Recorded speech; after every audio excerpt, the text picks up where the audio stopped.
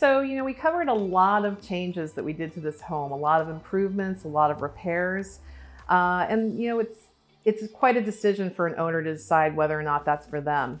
But, despite the extensive, or I should say because of the extensive amount of changes that we did and going for the high impact, not just making it look pretty, let's go ahead and see if that paid off for the seller. Let's take a look at the results.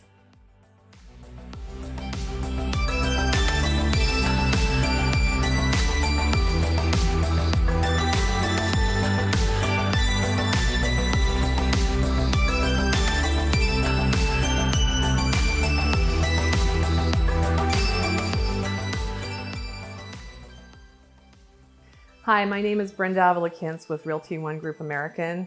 I'm coming to you with this video because I found that when I'm meeting with clients, they're often faced with two extremes. They're either faced with the neighbor or investor that says, hey, we're your friends, sell your home as is. You know what, it needs so much work. We're gonna take it off your hands and you don't even have to do anything. Stress-free, don't pay any commissions or fees, sell it as is. And then you have the other extreme, which are sometimes, sadly, other real estate professionals that will come to you and they'll say, oh, well, gosh, this house needs a lot of work, even if it's somewhat renovated. And they'll say, if you want to sell this home, you can't sell it unless you do all these major renovations.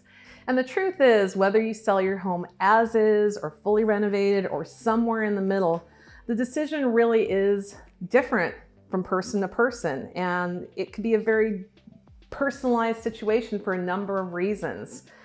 So what I like to do with each client is tell everybody what the cost benefit is, both in time and money spent of a fully renovated as is or somewhere in the middle scenario.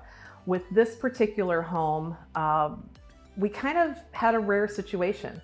For 90% of my sellers, the best option for them is usually somewhere in the middle. We do some minor renovations, usually paint, flooring, some decluttering, a little bit extra.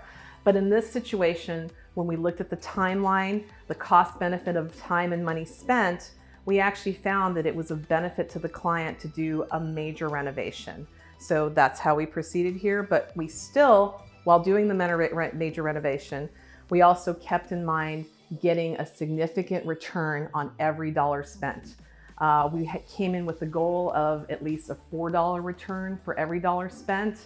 So there were items that maybe sounded like they were nice ideas. They might have made the house prettier, but if they didn't give that sort of return, we weren't going to pursue them.